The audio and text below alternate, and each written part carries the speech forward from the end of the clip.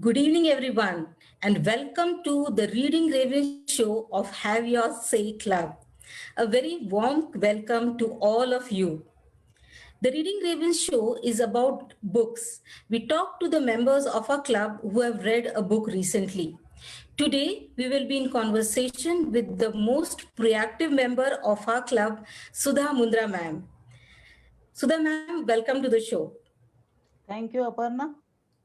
To talk more about Sudha ma'am is an enterprising entrepreneur. She has been in the field of designing and executing projects in the field of interior design for more than 40 years. She has also been the director of the PhD of Industries and Commerce in the Rajasthan chapter.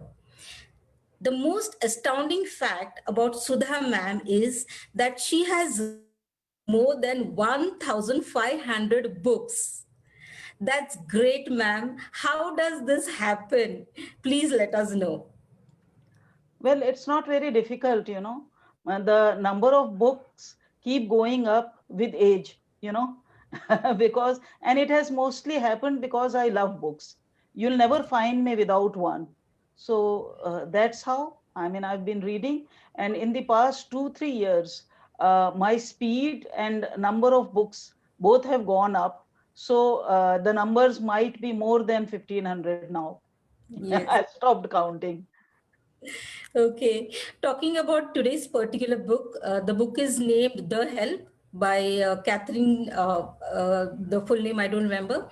Okay. Stockett, Catherine Stockett. Mhm. So, can you tell us how did you choose this particular book? Frankly, I wasn't aware of this book or the author. It was just when I was shortlisting books at a book fair, I came across this, and the synopsis was interesting. Yeah. So that is what made me pick up the book. They compared it to Gone with the Wind, and that actually interested me. And I'm glad I picked it up. It's a wonderful book. Indeed, we usually read the synopsis, and when the synopsis is quite interesting, we tend to pick up that book. Can you tell us a little bit more about the book? Like, if it is a story, or is it a self help book? Because the name help comes. So, what is it about? No, this is not a self help book. This is a proper novel, and it is a beautiful book. Mm-hmm. It is written by Catherine Stockett, Mm-hmm. based in her hometown, Mm-hmm. and she is tackling issues like racial discrimination, domestic abuse, the women who have not been allowed to take up their careers and have been forced to be housewives, as well as other issues like social hierarchy and uh, actually the prejudice for the poor. These are the various issues which have been taken up by the author, and the title reminds me of my childhood. When we were children, we were three sisters, and my parents used to travel a lot. So we also had a help at home who was there to look after us, and we were very close to her. She was. Uh, we could go to her anytime when we were upset or anything and cry our hearts out in her lap. And she would always be very, very affectionate. She would not judge us, and the affection between us was something which still remains. I still feel a twinge of grief and sadness when I think of her. But by the time I got married, she was very old, and she was somewhat blind also. So she needed looking after, and she didn't have a family. My mother took her to her stepdaughter, who was the only family she had, and she entrusted her with these words that you've got to look after her very nicely, and if I find that you are not doing this, then it won't be good for you, almost threatening.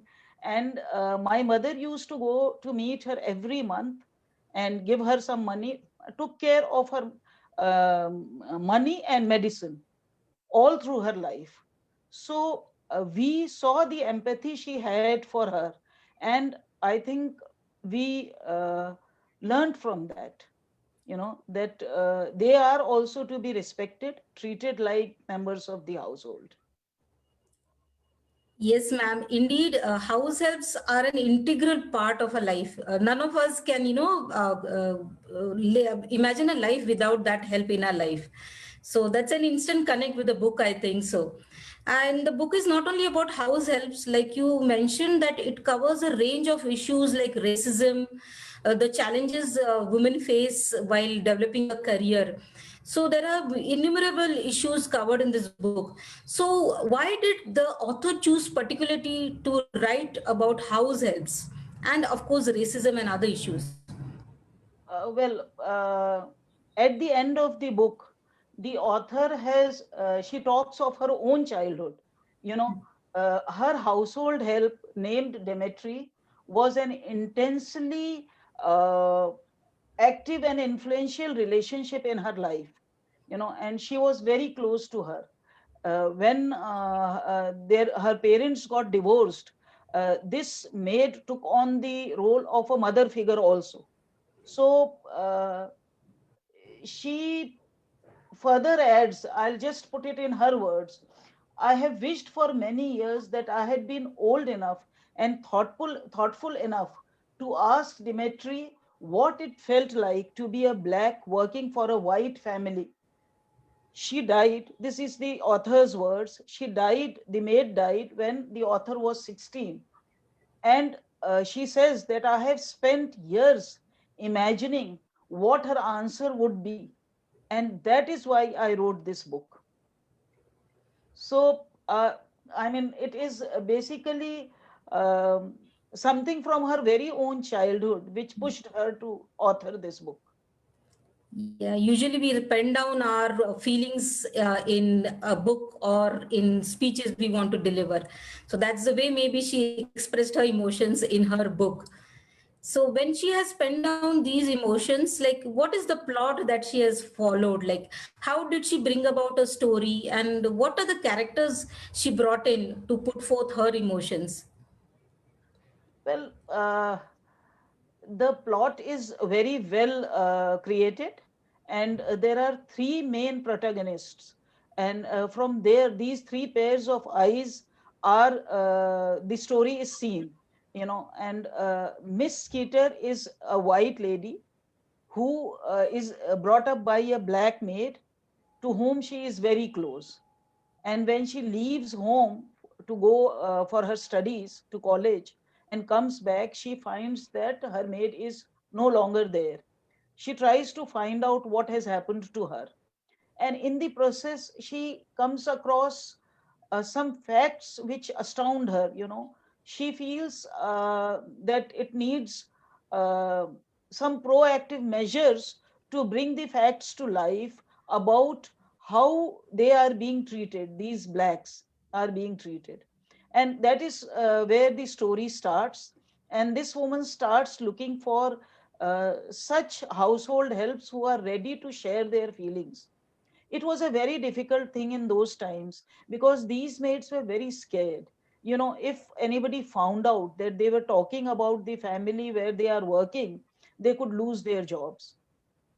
So these three people get together. There are two maids who have enough moral strength to come out and talk about this.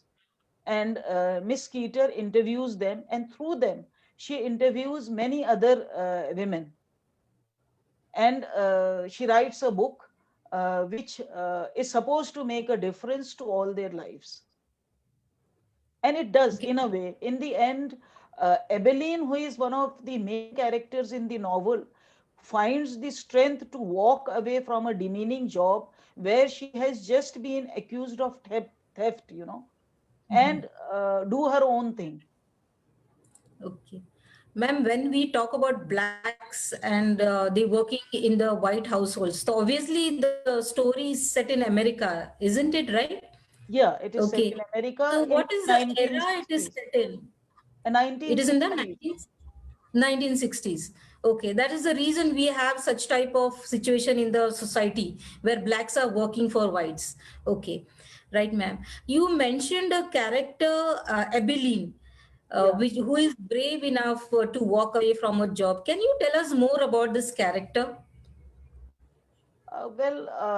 This character is very strong, and I think although Miss Skeeter is the one who is writing the book on these women, but this woman is the strongest character in this book, and she has shown a variety of emotions all through the book. She's looking after a child, her 17th white child, whom she is bringing up. She's shown to be at the age of around 50, and she's been in working for these families for the past 28 years or so.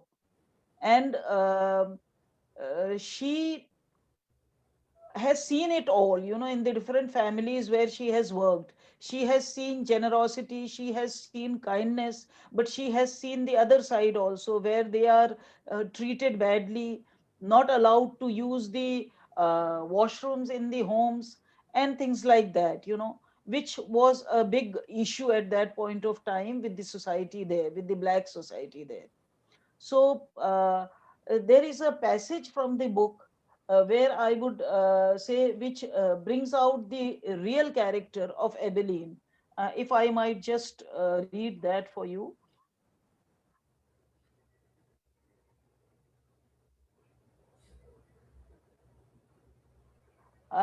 This is the child after whom Abilene is looking after, and the child has just started going to school. And when she comes back, uh, the Abilene asks her what happened at the school today. Today, when I ask what she learned, Mac Mobley just say nothing and stick her lip out. How do you like your teacher? I ask her. She's pretty, she say. Good, I say. You are pretty too. How come you are colored, Abilene? This is the question the child has put forth. Now I have gotten this question a few times from my other white kids. I used to just laugh, but I want to get this right with her. Cause God made me colored, I say, and there ain't another reason in the world. Miss Taylor says kids that are colored can't go to my school cause they are not smart enough. I come around the corner then, lift her chin up and smoothen her funny looking hair and ask her, you think I am dumb? No, she whispers hard, like she means it so much. She looks sorry as she said it. What that tell you about Miss Taylor then? Ebeline asks. She blinks, like she listening good. It means Miss Taylor ain't right all the time, I say. She hugged me around my neck and she say, you are righter than Miss Taylor. And I tear up. My cup is spilling over. These are new words for me. So I feel this shows the emotions they are going through. These kind words from a child make her feel so cherished. Right, ma'am. You've also mentioned that black children were not allowed in the same schools as the white children during those eras. So that's indeed a era where racism was at its peak, I think so. But then we feel that racism has not really vanished from the society, the American society. Like, for example, the case of George Floyd recently. Mhm. We can easily assume that yes, there is some speck of racism still existing. So, do you feel like after reading such books, people might change their attitude towards racism and have a more progressive view? Do books help in changing the mindset of a society? Well, I think so. I definitely think so. And racism is still there. People try to cover it up with a lot of other, you know, uh, बहाने जिनको हम कहें, उन बहानों से उसको cover करते हैं, but racism is there. and they still look at the blacks with suspicion. But the books, if the coming generation gets to read enough of this literature, it might change their mindset. You know, they will learn new things and not only catch what they see their parents doing. So that's very important. And like they say, the pen is mightier than the sword. So of course, I think books, this literature can do a lot for society. Okay, ma'am. Like you said, this is a book, mentioning racism. And when we sit in India, हम सोचते हैं कि हम लोग तो India में बैठे हैं. ये book है about American lives set in the 1960s about racism. So how can we get something from this book as an Indian society? हमको क्या मिल सकता है इस book से जो American lives पर आधारित है? देखिए, now the world is a very small place, तो इसलिए अमेरिका और इंडिया हम सोचें कि बहुत कुछ बदल गया है या फर्क है, अब नहीं है. Now life is the same, thoughts are the same, and these issues are in our country as well, in a different form, of course. There they are blacks, here we have the problems of untouchability still, in spite of the rights being given in the constitution. Still we have the problem here. We have casteism, we have the divides of religion, and we live in a egoistic superiority of our own caste and look down upon other castes as dalits or whatever. So I think we also need a mindset which can get over all this, and we are all treated equally, like it says in the constitution. Okay, man. So It's right. it is I mean, applicable anywhere in the world, at least in India. Yes, empathy and respect is universal. Like it doesn't have the boundaries of countries. I totally agree. So I think so by reading books, we develop a mindset that we give equal rights and equal respect to every human being, irrespective of the occupation they follow. So Indies, I think so we all are humans, but somewhere after reading a book, we realize our values again. So that's the power of reading books, ma'am. Yeah, the So, reinforcement. yes, reinforcement. We would also like to know, ma'am, this is something I understood from our conversation today. But what was your major takeaway from this book? What did you feel after reading this book? Well, what I felt was majorly that we should treat people with respect on whatever level they are, below us, above us, anybody. But everybody needs to be respected equally and cherished equally. I mean, if I need medication for a certain illness, I would presume that a poor person or have not also deserves it the same way.